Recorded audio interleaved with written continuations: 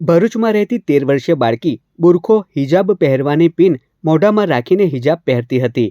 તે સમયે તેને મોઢામાં પકડીને રાખેલી સેફટી પિન કોઈ કારણોસર મોઢામાં જતી રહી હતી, જેથી પિન ગળામાં ઉતરીને શ્વાસનળીમાં ફસાઈ ગઈ હતી અને આ બાળકીને શ્વાસ લેવામાં તકલીફ પડી રહી હતી।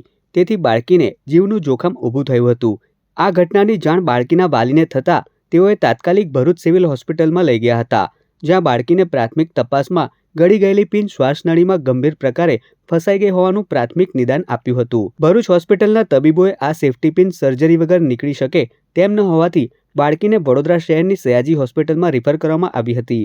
તેના પરિવાર દ્વારા બાળકીને સયાજી હોસ્પિટલમાં લઈ આવ્યા હતા, જ્યાં ENT વિભાગના તબીબે બાળકીને તપાસ કરી તેના એક્સરે અને સોનોગ્રાફીમાં શ્વાસનળીમાં 4 સેમીની લાંબી પિન ફસાયેલી હોવાનું નિદાન કરવામાં આવ્યું હતું અને ENT વિભાગના વડા અને સુપ્રિન્ટેન્ડન્ટ ડોક્ટર રંજન કૃષ્ણ અય્યરના માર્ગદર્શન હેઠળ તબીબોએ બાળકીની સર્જરી હાથ ધરી હતી, તેમજ જટિલ સર્જરી કરીને બાળકીની શ્વાસનળીમાં ફસાયેલી પિન બહાર કાઢીને તકલીફમાંથી મુક્તિ અપાવી હતી।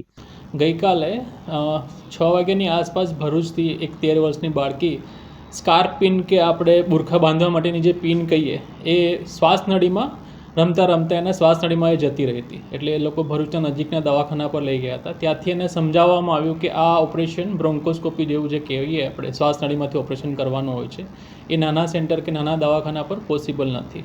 એટલે ગઈકાલે એને રિફર કરવામાં આવી બરોડા મેડિકલ કોલેજ SSG હોસ્પિટલમાં અને ગઈકાલે 10 વાગ્યે એનું ઓપરેશન કરી અને સરખી રીતે એનું ઓપરેશન કરીને એને બચાવવામાં આવી અને એનું પિન કાઢવામાં આવી હતી। તો તમારા માધ્યમથી હું એવું કહેવા માંગીશ કે બાળકો કે બાળકીઓ જે સ્કાર્પ કે બુરખો બાંધવા માટે પિનનો ઉપયોગ કરતા હોય છે એ દરમિયાન મસ્તીમાં મોઢામાં રાખીને વાતો કરતા હોય છે, મસ્તી કરતા હોય છે, એ લોકોએ એ વસ્તુ અવોઇડ કરવું જોઈએ। મોટા એ લોકોને સલાહ આપવી જોઈએ કે મોઢામાં આવી ધારદાર વસ્તુઓ રાખીને સ્કાર્પ પિન, બુરકા પિન મોઢામાં રાખીને મસ્તી કે વાતચીત ના કરવી જોઈએ।